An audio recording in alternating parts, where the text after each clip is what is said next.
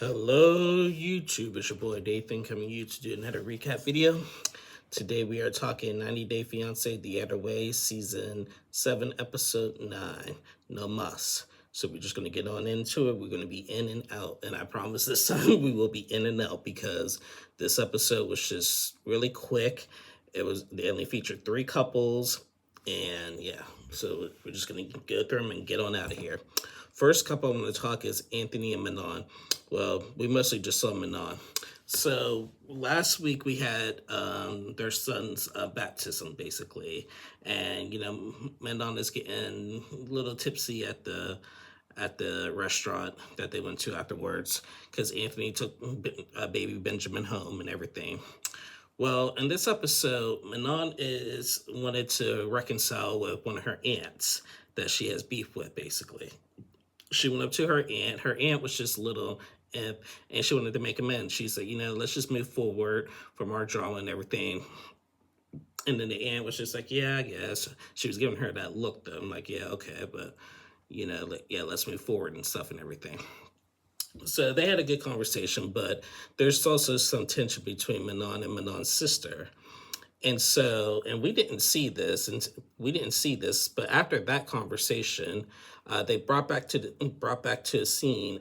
I guess like Manon's parents had seen her talk to the aunt, and they thought that she was starting drama, basically, because Manon sometimes likes to overreact and like start some stuff. And I guess the sister had yelled out and said, like, this is my family too. What are you doing? Or something like that and everything. And Manon was like, no, no, no, no. Like, we're trying to make amends. What are you talking about? Basically, and everything. And then I guess it turned into a whole big shouting match and everything. And Manon just told her sister, I'll see you at home. And, they started yelling. So now her parents are outside talking to her about it, and they're telling her that she's always like basically a ticking time bomb. She always just wants to pop off and everything. She needs to be careful what she says and everything. And Manon made a comment saying that she wants to go back to LA and stuff, and that she hadn't had no problems there. She was lying. She was lying when she said that, because when we first met her on the very, very first episode, she got into it with Anthony's sister and stuff. So I don't know how she's gonna say that she ain't got no problem. She had no problems with anybody here, what she did.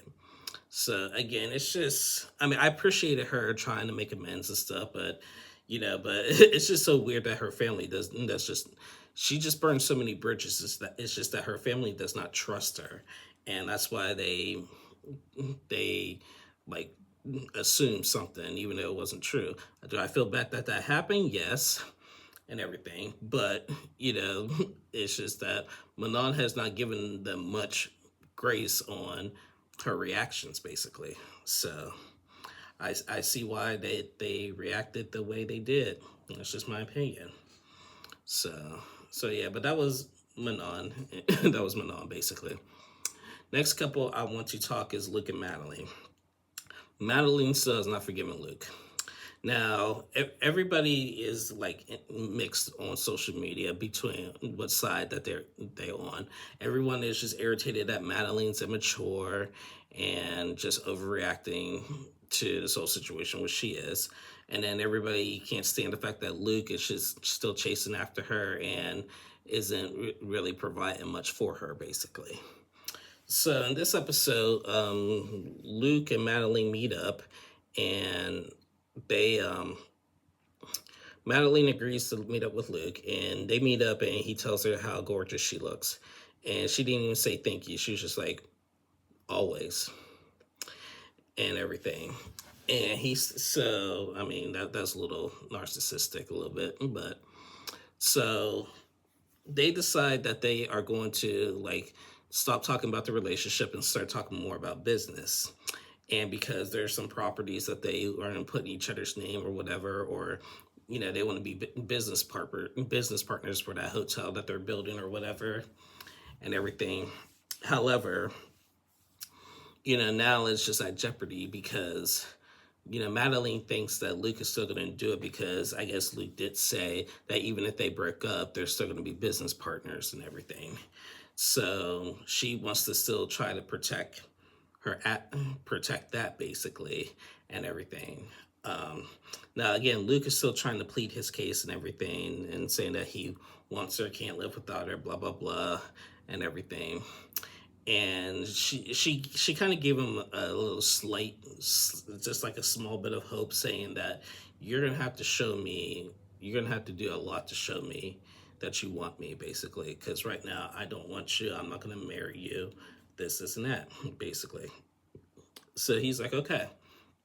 So he decides to go to a like do some like voodoo, do some spiritual cleaning, and Madeline was just like, "What is his idea of doing the spiritual cleaning? Why?" And she was just like, "Why are men's?" She said this. "Why are men so stupid?" Luke comes up with stupid ideas, and then he said, "Why are men so stupid?" and everything. So I'm like, Madeline, not every man is stupid. So she drives into, and where they're going to do the spiritual cleaning is actually in a market.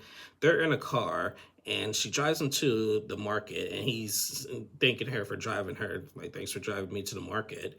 And she just gives him the dirtiest look from hell, basically. She's just like, so they go to and meet with the person who does the saging and the spiritual cleaning, and like, so Madeline tells the person doing it that, like, get rid of all the dirtiness from him, from the strippers to all the dirty things in his mind and everything. And so she starts saging him, and then the lady had him like tie each other together and stuff, and repeat some words to each other and stuff and everything.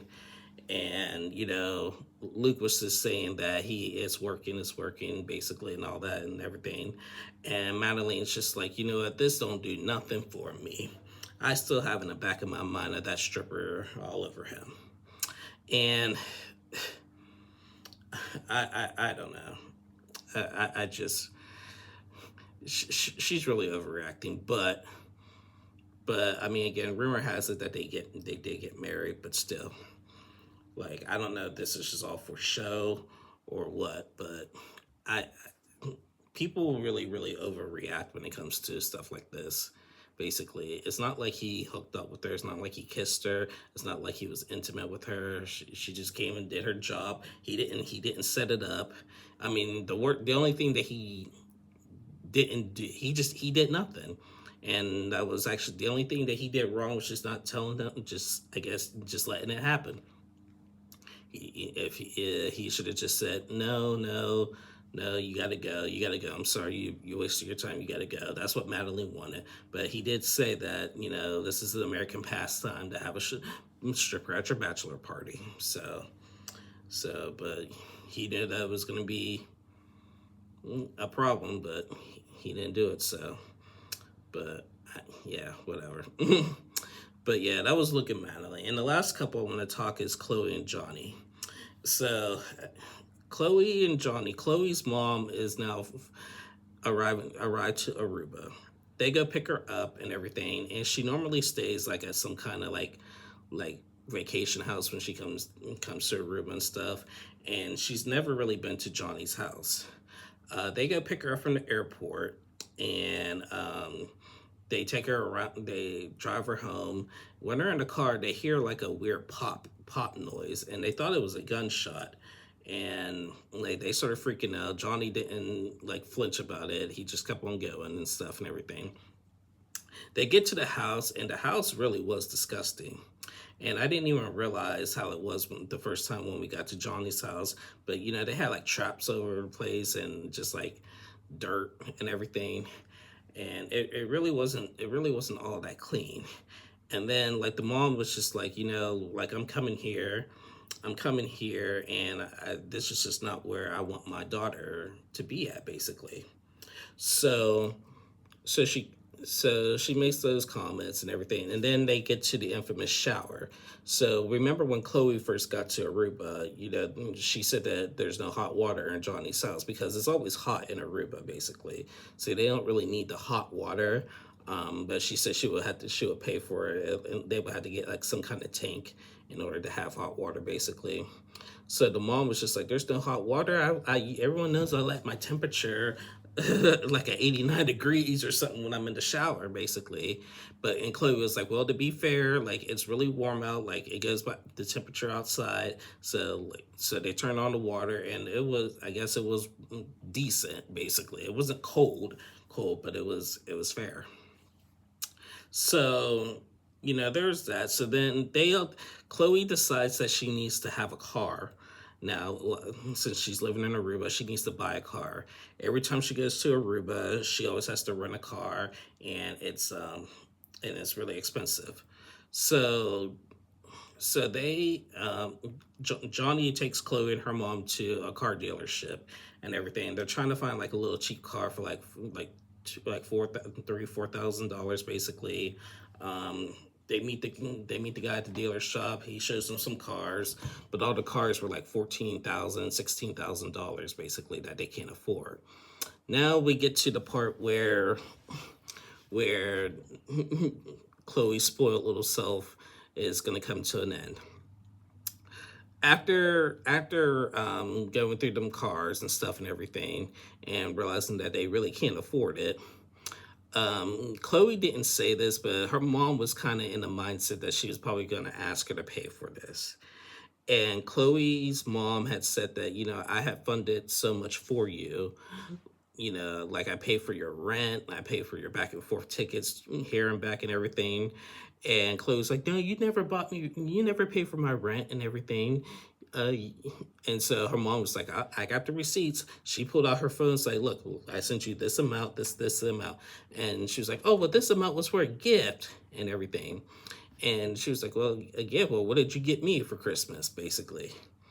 And so the mom was just trying to explain to Chloe, it's like, since you're like living here and stuff, I can't keep like funding everything you do here. Now you're gonna have to, since you decided to do this, you're gonna have to try to make it here on your own, basically. And Chloe was just like, "Well, you're no perfect eater." She was really deflecting on her mom, and I didn't really like that because her mom clearly knows more than you, hello, and everything.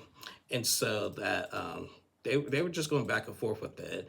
And then the mom's just like, "I have to cut you off at some point, basically, and everything, because it's just really getting too much." And then Chloe was like, "I don't want you to keep thinking that I'm acting like a brat." I'm like, "Chloe, you were acting a little bit like a brat. I know she didn't say I wanted you to fund all of this. No, Chloe didn't say that. But in the mindset, I feel like she was thinking that Chloe's mom was thinking she's probably thinking of it, basically. And so, so yeah, I think this is a good lesson for Chloe because, she made the decision to quit that nice job that she had with her mom. And, and now with these expenses going up and everything, something's got to give. So I really don't blame her mom for like telling her things and acting the way she acted. So, it's just a hard lesson that Chloe Hill had to learn. So yeah, Chloe wanted to make the decision to move to Aruba with this guy. She's got to learn how to make it on her own. She says she wants a job in Aruba, as she should. So this is why she's getting a car. But now that since the money is going to be not coming from mommy, she's going to have to rent for a while until she figures out exactly what she wants to do. Because Johnny's not going to do every single little thing. Just saying. And that was basically it of the episode. Again, there was only 3 couples. We didn't see Jenny and Submit. We didn't see Patia and Dylan, and we didn't see Matthew and Greta. So, but I think we'll see those couples next week. Anyway, yeah, I'm sorry I'm late with this recap, but yeah, I was kind of avoiding it because it was just so boring. So. But anyway, guys, thank you guys so much for watching. Please like and subscribe to my channel. I'll be back on tomorrow, Friday, or Saturday to recap the next set of episodes of Married at First Sight. So, Until then, y'all stay safe and have a good one. Love you guys. Bye.